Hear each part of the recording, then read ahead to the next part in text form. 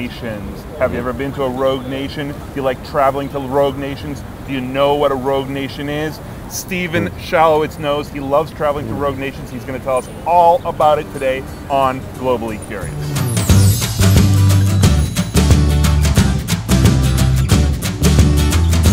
We're back with that feature you know and love. It's five questions. Welcome to the show. Thanks, it's great to be here, Seth. Tell us about your podcast and then tell us who your best guest was. Well, my best guest is sitting right next to me. Of course, that's the one and only Seth Kugel. But the name of my show is called The One-Way Ticket Show. And I explore with my guests where they'd go if given a one-way ticket, no coming back. But the caveat is that destinations can be in the past, present, future, real, imaginary, or state of mind. But once again, the only caveat, there's no coming back. It's sort of a way to talk about travel? Yeah, it's a sort of way to talk about travel, but I think that we're really redefining what travel journeys, destinations are all about, because some one-way ticket destinations, like I said, are in the past, or some can be a state of mind. But of course, some can be a physical destination, like you had on the show. I think you'll be shocked to hear this, but I talked about Brazil on the show. I also want to congratulate you on having such great taste in color coordination of your outfit. And I want to thank your wardrobe team for arranging all of this. It's a very high budget production here. So we are here to ask questions, and once again, we are here to ask real travel questions. I don't ask ridiculous questions like, where's the hot new place to visit this summer? I think the first question is pretty obvious. What is a rogue nation? Well, I would define a rogue nation, Seth, is a country with a hostile government, a country that may be in conflict, a country that's a bit off the grid, a country that a lot of people just aren't going to. That's sort of the umbrella term that I always use. How many other countries would now consider the United States a rogue nation? Oh, I think a lot would consider the United States a rogue nation. I think a lot would consider New York City a rogue city. So give us some examples of some of the places you've Sure. Been. North Korea, Syria, Sudan, Burundi, Burkina Faso, Mali, Libya, Lebanon. How do you plan a trip to a rogue nation? How do you figure out if it's safe? How do you get a tour guide?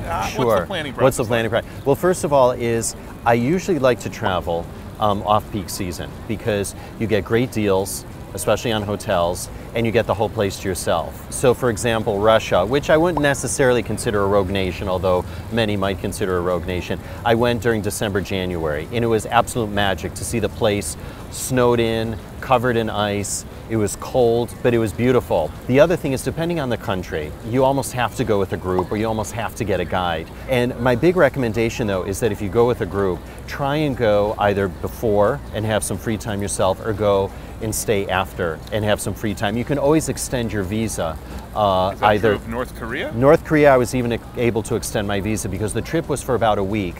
And the group was going back into China, and I said, look, I've spent all this time and money getting here and I want to understand the country a little bit more. And I stayed about an extra 5 days or so. We went to the eastern part of the country, which was fascinating, and then back to Pyongyang.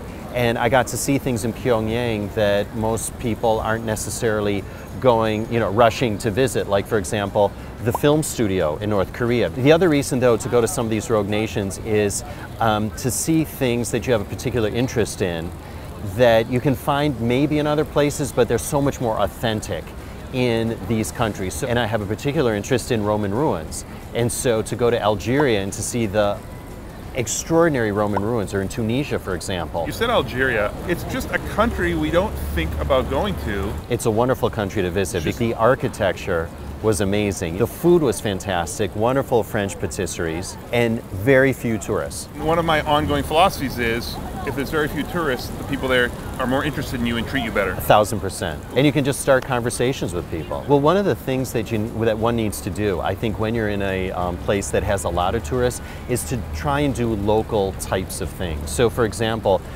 Egypt, when I was there, I went on the subway. I mean, who knew Cairo had a subway? So I like to do those kinds of things. I'm a big postcard sender. I don't know if you are or not. But anymore. You know that they have email now?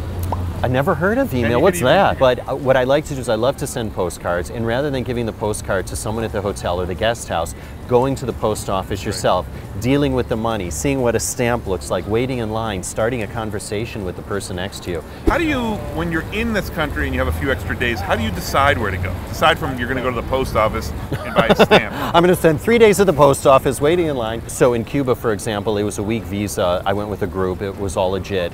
And so I arranged for an extension, but I went a week before to see other parts of the country that the group wasn't seeing. Egypt, I did the same thing. I went early and I went to Alexandria myself. I went to the train station, bought a ticket, toured around Alexandria, and then I stayed in Cairo after the group left to explore parts of Cairo that I hadn't seen before. Some people have to travel a certain time of the year, but to me, you can still travel off-peak on peak because you have Christmas vacation where most people are going to the Caribbean or getting into the sun. But you can go to Russia like I did. Russia. Or you can go to Poland, for example. And then in the summer, you can go to someplace that's hot.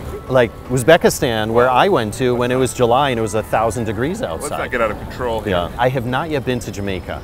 And I have been wanting to go to Jamaica, but the Jamaica that I want to see is Kingston. I want to go see the city life of Jamaica, and I want to go into the mountains where the coffee's grown, for example. I'd like to go see the beaches, but my first priority is to see that other part of Jamaica. God, it's amazing. But neither of us have ever been to Jamaica. Next thing you'll tell me, neither of us have ever been to the Grand Canyon. I've never been to the Grand Canyon, Seth. I've never been to Las Vegas either. I've never been to Las Vegas. You're the first person that I've met that has not been to Las Vegas and has not been to the Grand Canyon either. Normally I hate packing questions.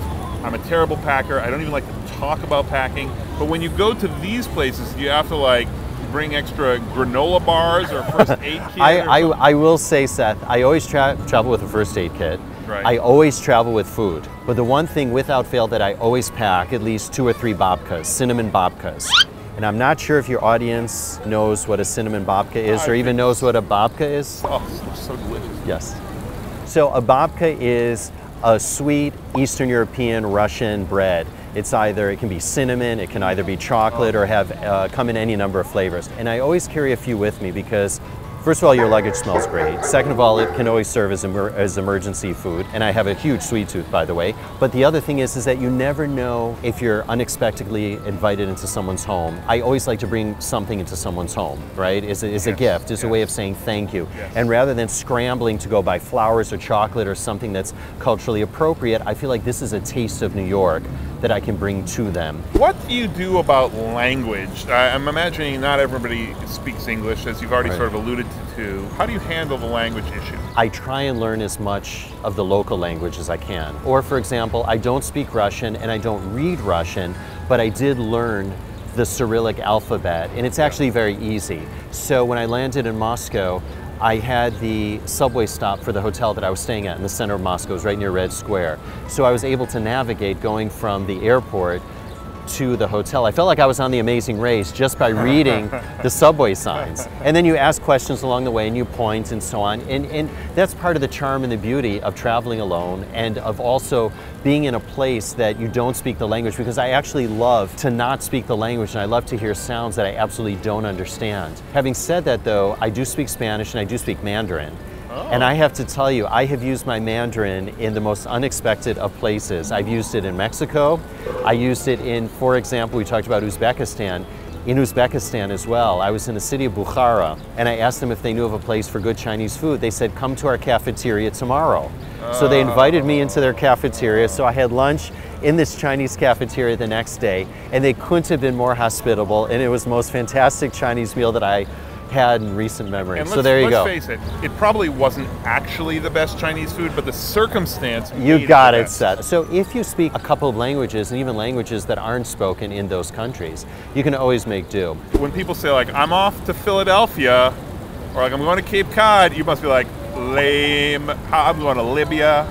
Talk to you later. First of all, I am going to Philly in a couple of weeks for a podcasting conference. Lame. For a podcasting conference, and I'm very excited about it because I want to go see the Barnes collection, the museum there. But I think that there is something in every city to see, and I really came to that conclusion again when I was going on one of my adventures. I was going to Iran, and this was in 2007, and I had just moved to New York the year before, and I wasn't really familiar with a lot of New York at that time, and I was running late for the airport. I was flying out of JFK, and the taxi driver started taking me through on these back roads through Queens, and I thought, this is a whole cultural experience here in Queens. I mean, I don't have to go to Iran to have a cultural experience. I can go to Queens, certainly. So I think the moral of that story for me, and there was a real light bulb moment for me, was that there's something in every city to explore. In New York, I know people who will just pick a random subway stop they've never been to. I think it's take terrific. the subway there and walk around for the afternoon. Yeah, and then you go to a new pub or a restaurant. Okay, my final question is, if you could have a one-way ticket to one place in the... Just kidding. Okay. I would tell you where I want to go. I can tell you right now, Okay, Seth. tell me, where would it be? I want a one-way ticket to next Tuesday, where I'm holding the winning lottery ticket for $950 million. Stephen, this has been absolutely great. I feel like I need to run off on a 3-leg trip to Libya, Sudan, and North Korea. You've really inspired me. Once again, people should be listening to the One Way Ticket Show, and they can check it out at theonewayticketshow.com or on iTunes or Stitcher. And of course, Seth was one of my early guests, so check out his episode. Thank you so much, This has been Stephen. great, Seth. Been I really awesome. appreciate it. Okay. Thanks. And we'll see you in the comments.